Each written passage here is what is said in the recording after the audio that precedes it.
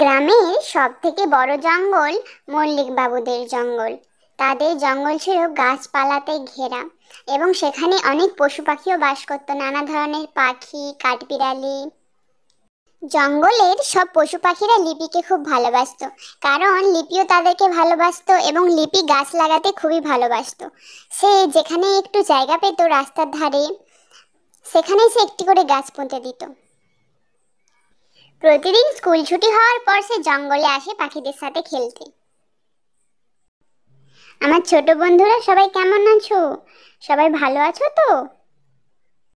হ্যাঁ হ্যাঁ লিপি, আমরা খুবই ভালো আছি। তুমি চলে এসেছো? আর তুমি না এলে আমাদের খুবই মন খারাপ করে। তুমি আজকে এত আসতে দেরি করলে, চলো আমরা খেলা করি। এই বলে তারা একসাথে খেলা করতে লাগলো। এই যে বাড়িটি দেখছো, এটি হলো গ্রামের জমিদার মল্লিক বাবুর বাড়ি। তার ছিল প্রচুর ধনসম্পদ, অনেক বাগান, বাগানে বড় বড় আম গাছ, জাম গাছ ছিল। একদিন মল্লিক বাবু বলেন, ওই দিকের আম বাগানটা থেকে কিছু কাঠ কেটে বাজারে বিক্রি করে দাও, বুঝতে পেরেছো? অন্যদিকে তাদের এই কথাগুলো শুনছিল একটি চড়াই পাখি। শোনো বন্ধুরা, সর্বনাশ হয়ে গেছে। মল্লিক বাবু তার চাকরদের বলেছেন এই জঙ্গলের কাঠ কাটতে। আমরা তাহলে কোথায় থাকবো? তারা যদি সব গাছ কেটে দেয়, এটা খুবই চিন্তার বিষয়। তারা তৎক্ষণাৎ তাদের সব কথা লিপিকে জানায়। লিপি, এখন আমরা কি করব বলো? মল্লিক বাবু তার সব কাঠ কেটে দেবে বলছেন। লিপি এই কথাটি শুনে প্রচুর পরিমাণে রেগে যায়। কি এরকম হয়েছে? তোমরা কোনো চিন্তা করো না, আমি তোমাদের সাথে আছি, তোমাদের কোনো ক্ষতি হবে না। এই জঙ্গলের একটা গাছও কাটা পড়বে না আমি যতদিন আছি। লিপি তার সব বন্ধুদের খবর দিয়ে দেয় ও জঙ্গলে আসতে বলে। তার সব বন্ধুরা জঙ্গলে এসে যায়। শোনো বন্ধুরা, আজকে আমাদের এই গাছগুলিকে বাঁচাতে হবে, ঠিক আছে? মল্লিক বাবুর লোকেরা যখন কাঠ কাটতে আসে তখন তারা গাছের সামনে থেকে সরে না এবং মল্লিক বাবুর লোকেদের ঘুরে যেতে হয় কাঠ না কেটেই। তাই তাদের সাথে দেখা করতে মল্লিক বাবু নিজে স্বয়ং আসেন।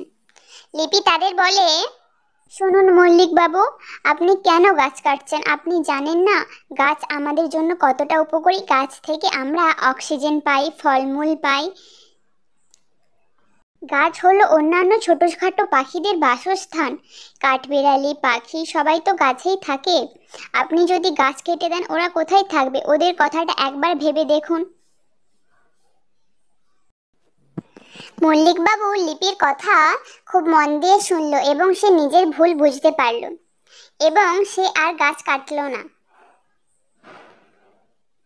হ্যাঁ মল্লিকবাবু, লিপি ঠিকই বলেছেন। আপনি দয়া করে ওর কথাটা শুনুন। আমাদের জীবনে গাছ কতটা উপকারী তা হয়তো আপনি জানেন, তা সত্ত্বেও আপনি গাছ কাটছেন কেন? আপনি দয়া করে গাছ কাটবেন না। প্রয়োজনে আরও গাছ লাগান, কিন্তু গাছ কাটবেন না। হ্যাঁ বাচ্চারা, তোমরা ঠিকই বলেছো। আমার ভুল হয়ে গেছে, আমাকে ক্ষমা করে দাও। আজ থেকে আমি আর গাছ কাটবো না, অন্যথায় আমি গাছ লাগাবো। তোমরা ছোট হয়েও আজ আমার চোখ খুলে দিলে। তোমরা অনেক বড় হও, ভালো থাকো, তোমরা সমাজের জন্য ভালো কাজ করছো। আমি তোমাদের পুরস্কৃত করব। লিপির এই খবরটি চারিদিকে জানাজানি হয়ে যায়। পুলিশ কাকু আসে তার কাছে। লিপি, মা তুমি অনেক ভালো কাজ করেছো। তোমার মতো মেয়েই এই সমাজে দরকার। আমি তোমার উপর খুবই খুশি এবং খুবই গর্বিত। তুমি এই মল্লিকবাবুর মতো জমিদারকে ঠিকই বুঝিয়েছো সমাজে গাছ কতটা উপকারী সেটা বুঝিয়েছো। গাছ আমাদের জীবনের একটি গুরুত্বপূর্ণ অংশ, সেগুলিকে এভাবে নষ্ট করা উচিত নয়। তোমার জন্য আমরা খুবই গর্বিত আজ। তো আমার ছোট্ট বন্ধুরা, তোমরা আজকের গল্প থেকে কি শিখলে? সব সময় গাছ লাগাবে, কখনো গাছ কাটবে না। গাছ আমাদের জীবনে অত্যন্ত গুরুত্বপূর্ণ। এটি আমাদের অক্সিজেন দেয়, ফল ফুল দেয় এবং এটি অন্যান্য পাখিদের বাসস্থান। দয়া করে সবাই গাছ লাগাবে। তোমরা যেখানে জায়গা পাবে সেখানেই একটি করে গাছ লাগাবে। আর আজকের গল্পটি কেমন লাগলো অবশ্যই কমেন্ট করে জানাবে। লিপি, তুমি গাছ কাটা থেকে বাঁচিয়েছো আমাদের। আজ আমরা খুবই খুশি, তুমি আমাদের অনেক সাহায্য করেছো, এই জন্য তো আমরা তোমাকে এত ভালোবাসি।